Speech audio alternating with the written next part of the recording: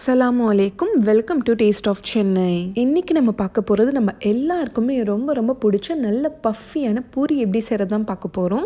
நிறைய tips and ட்ரிக்ஸோட ஹோட்டலில் கிடைக்கிற மாதிரி நல்ல உப்பலான பூரி வீட்லேயே எப்படி செய்கிறதுன்னு பார்க்கலாம். இதுக்கு காம்பினேஷனான பூரிக்கிழங்கு ரெசிபியும் இன்றைக்கி எப்படி செய்கிறதுன்னு பார்க்க போகிறோம். இப்போது வாங்க ஸ்டார்ட் பண்ணலாம். 2 கப் அளவுக்கு கோதுமை மாவு எடுத்திருக்கேன்.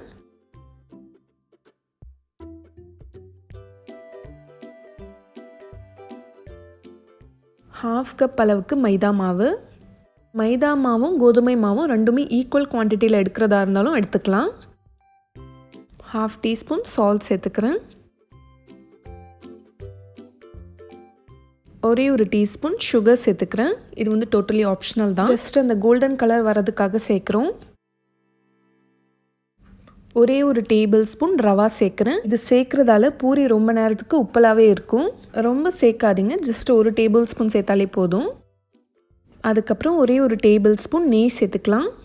ஆயில் சேர்க்காதீங்க, நெய் சேர்த்துக்கோங்க, அதான் நல்லாயிருக்கும். இப்போ இது எல்லாத்தையும் நல்லா மிக்ஸ் பண்ணி விட்டுறலாம்.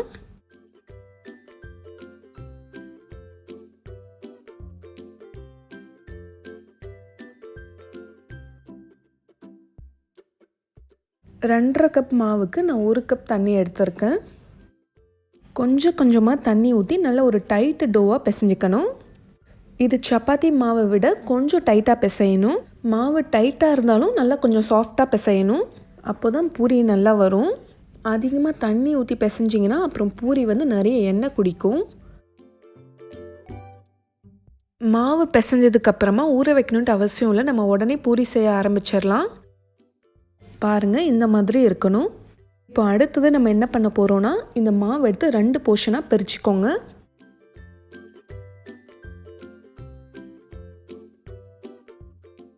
இப்போது அதுலேருந்து ஒரு போர்ஷன் மட்டும் நான் எடுத்துக்கிட்டேன். இப்போது இந்த மாதிரி நல்லா ரோல் பண்ணிகிட்டே வாங்க. இந்த அளவுக்கு நல்லா ஸ்மூத்தாக ரோல் பண்ணிக்கணும். இப்போது இதை நம்ம சின்ன சின்ன பீசஸாக கட் பண்ணிக்கலாம்.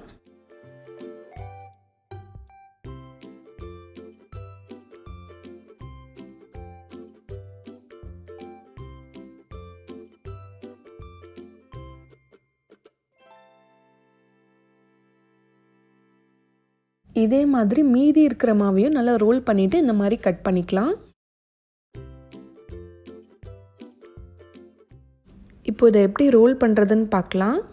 இதுலேருந்து ஒரே ஒரு பீஸ் எடுத்து இந்த மாதிரி ப்ரெஸ் பண்ணுங்கள்.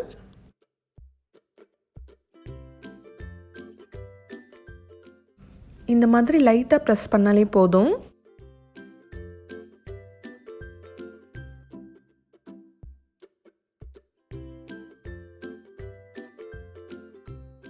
இதே மாதிரி எல்லா பால்ஸும் ரெடி பண்ணிக்கோங்க.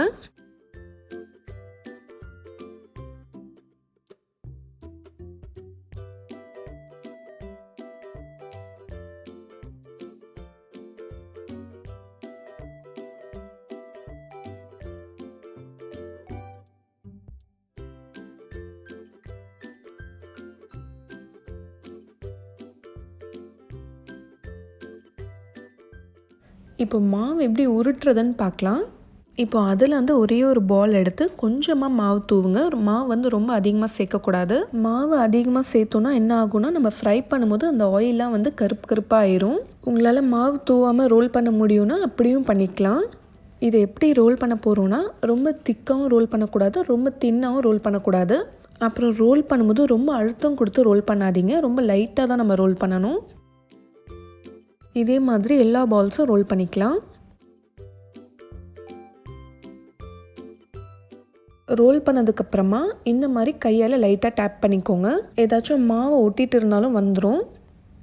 உங்களுக்கு நல்லா ரவுண்ட் ஷேப்பாக வேணும்னா நீங்கள் கட்டர் வச்சு கட் பண்ணிக்கலாம். பட் நான் கட் பண்ணலை. இந்தளவுக்கு திக்னஸ் இருக்கணும்.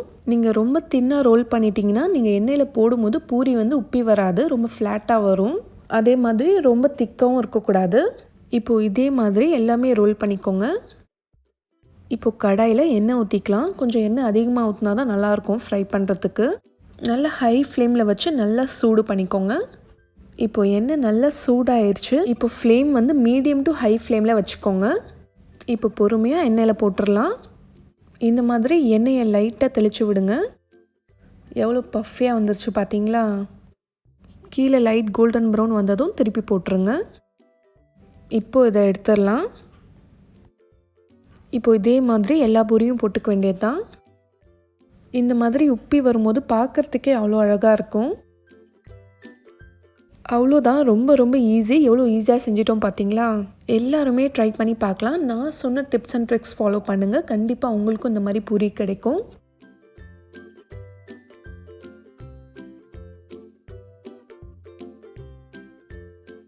நான் போட்ட எண்ணெய் அப்படியே தான் இருக்குது. சுத்தமாக பூரி எண்ணெயே குடிக்கல பாருங்கள்.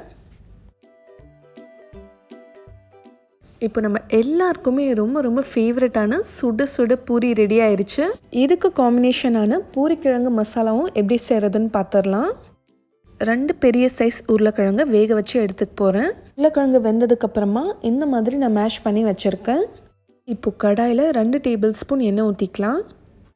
எண்ணெய் நல்லா சூடானதுக்கப்புறமா ஒரு 1/2 டீஸ்பூன் அளவுக்கு கடுகுளுத்தம் பருப்பு, 1 டீஸ்பூன் கடலைப்பருப்பு, 2 பெரிய சைஸ் வெங்காயத்தை கட் பண்ணி சேர்த்துக்கிறேன். இது கூடவே ஒரு பிஞ்ச் பெருங்காயத்தூளும் சேர்த்துக்கோங்க.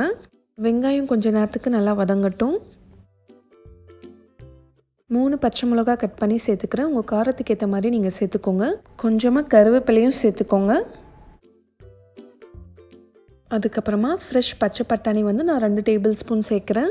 இது வேணான்னா நீங்கள் ஸ்கிப் பண்ணிடலாம், இது ஆப்ஷனல் தான். தேவையான அளவு உப்பு சேர்த்துக்கலாம். பூரிக்கிழங்கு ரெசிபி இன்னொரு வெர்ஷனில் கூட நான் ஆல்ரெடி நம்ம சேனலில் போட்டிருக்கேன். அதோட லிங்க்கும் நான் ஷேர் பண்ணுறேன், செக் பண்ணி பாருங்கள்.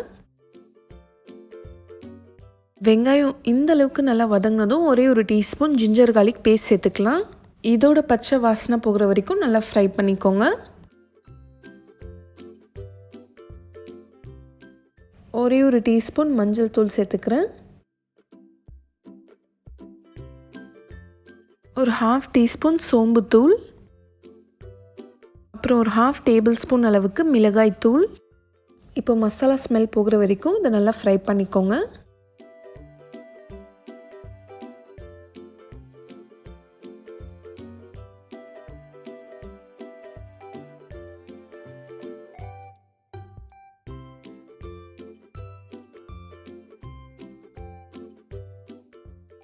இப்போ இதில் 2 கப் தண்ணி சேர்த்துக்கிறேன். இப்போ இந்த தண்ணி கொதிக்கிற வரைக்கும் வெயிட் பண்ணலாம்.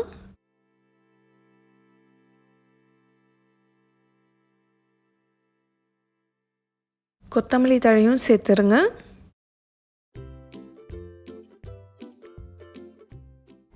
இப்போ ஒரு 10 நிமிஷத்துக்கு மூடி வச்சிடலாம்.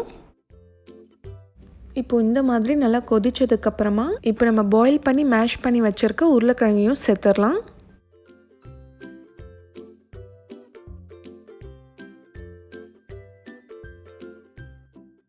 இப்போ இதை நல்லா மிக்ஸ் பண்ணி விட்டுட்டு ஒரு 10 மினிட்ஸ்க்கு கொதிக்க விடுங்க. இதில் நான் கடலை மாவுலாம் கரைச்சி ஊற்றலை.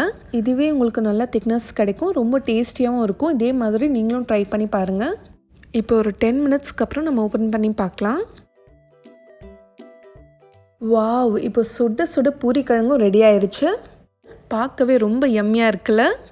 இதே மெத்தடில் நீங்களும் ட்ரை பண்ணி பார்த்துட்டு எப்படி வந்துச்சுன்னு சொல்லி எனக்கு ஃபீட்பேக் சொல்லுங்கள். இந்த ரெசிபி உங்கள் எல்லாருக்குமே ரொம்ப பிடிச்சிருக்குன்னு நம்புகிறேன். பிடிச்சிருந்தால் லைக் பண்ணுங்கள், உங்களோட ஃப்ரெண்ட்ஸ் அண்ட் ஃபேமிலிக்கும் ஷேர் பண்ணிக்கோங்க. இந்த மாதிரி நல்ல ரெசிபிஸ் நீங்கள் மிஸ் பண்ணாமல் பார்த்துட்டே இருக்கணும்னா நம்ம சேனல் டேஸ்ட் ஆஃப் சென்னையும் மறக்காமல் சப்ஸ்கிரைப் பண்ணுங்கள். நாளைக்கும் இதே மாதிரி வேறொரு இன்ட்ரெஸ்டிங்கான வீடியோவில் சந்திக்கிறேன். தேங்க்யூ ஸோ மச் ஃபார் வாட்சிங்.